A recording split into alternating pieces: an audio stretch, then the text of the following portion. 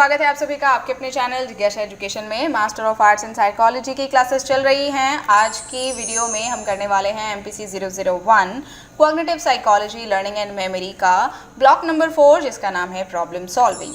Yes my dear friends, unit 1 है nature of problem solving. आज की वीडियो का ऑब्जेक्टिव है meaning of problem solving. Means आज हम समझेंगे कि प्रॉब्लम सॉल्विंग का क्या मीनिंग होता है।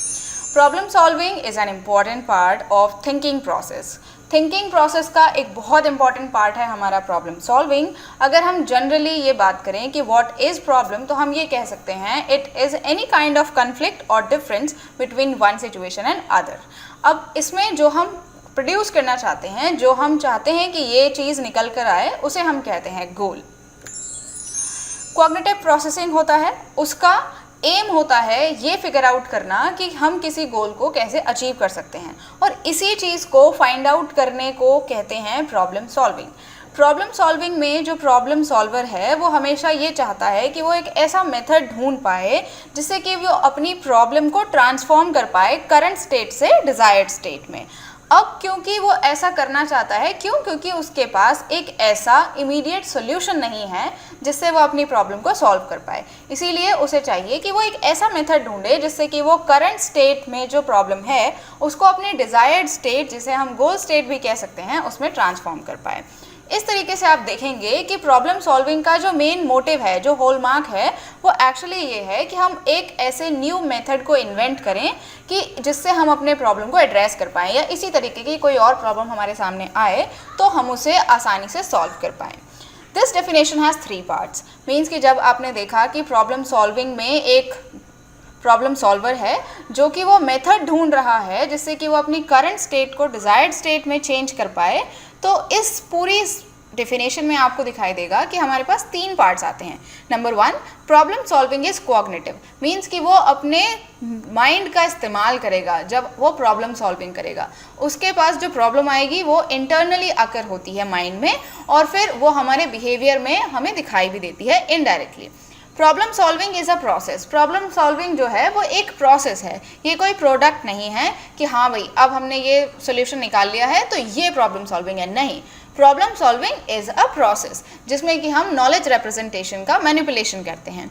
अब problem solving is directed. Means कि ये कोई ऐसी चीज़ नहीं है कि किसी को कहीं पर भी कर लेंगे। एक्चुअली ये हमेशा गाइडेड रहती है प्रॉब्लम के गोल से। मीन्स जो हमारा गोल होता है वही एक्चुअली इसके लिए डायरेक्शन प्रोवाइड कराता है। This definition of problem solving covers a broad range of human cognitive activities. Means कि अगर हम प्रॉब्लम सॉल्विंग का डेफिनेशन देखेंगे तो इसमें बहुत बड़ा रेंज है ह्यूमन कॉग्निटिव एक्टिविटीज़ का। जैसे कि एजुकेशनली रेलेवेंट कॉग्निशन हम इसमें इस्तेमाल करते हैं, जैसे figuring out how to manage one's time, और हम किसी सेलेक्टेड टॉपिक पे कैसे ऐसे लिख सकते हैं, कैसे एक पूरी टेक्स्ट बुक है उसको समराइज़ कर सकते हैं मेन पॉइंट्स में, और उसमें जो हमारे पास अर्थमेटिक प्रॉब्लम्स आती हैं हम उन्हें कैसे सॉल्व करेंगे। ये सारी चीज़ें हैं जो कि हमारे रेंज क्रिएट करती हैं प्रॉब्लम सॉल्विंग की। अब बात आती है कि प्रॉब्लम जो है वो अकर ही कब होती है, मीन्स प्रॉब्लम आती ही कब है। तो प्रॉब्लम हमारे पास तब आती है जब हमारे पास एक गोल होता है बट हम इनिशियली वो नहीं समझ पा रहे हैं कि इस गोल को कैसे अचीव करना है, तब हमारे सामने आती है प्रॉब्लम। इसका मतलब हमारे पास इस डेफिनेशन के अकॉर्डिंग भी 3 स्टेट आ जाती हैं। Number 1 is current state, next is goal state and obstacles. Means कि जो हमारी प्रॉब्लम शुरू हुई है, जिस स्टेट में अभी हम हैं, उसे हम इनिशियल स्टेट भी कह सकते हैं, या फिर इसे हम करंट स्टेट भी कह सकते हैं, या इसे प्रॉब्लम स्टेट कह सकते हैं। क्यों? क्योंकि अभी हमारे पास प्रॉब्लम है, सोल्यूशन नहीं है, तब इसे हम कहेंगे करंट स्टेट। अब बात करते हैं गोल स्टेट की। तो हम गोल स्टेट उसे कहते हैं कि जब हमारे पास करंट सिचुएशन में जो प्रॉब्लम है उसको हम ट्रांसफॉर्म कर लेते हैं उस स्टेट में कि अब हमारे पास सोल्यूशन आ जाएगा, तब उसे हम कहते हैं गोल स्टेट। मीन्स कि जो प्रॉब्लम सॉल्वर है वो हमेशा चाहता है कि प्रॉब्लम को एक डिफरेंट स्टेट में वो ट्रांसफॉर्म कर पाए। प्रॉब्लम सॉल्विंग को ज़रूरत होती है कि ये अपनी उस प्रॉब्लम की जो करंट स्टेट है उसको गोल स्टेट में कन्वर्ट कर दे। अब तीसरा पार्ट आता है ऑब्स्टिकल्स। ऑब्स्टिकल्स वो हर्डल्स होते हैं जो कि हमें हमारे करंट स्टेट से गोल स्टेट तक पहुंचने में प्रॉब्लम क्रिएट करते हैं।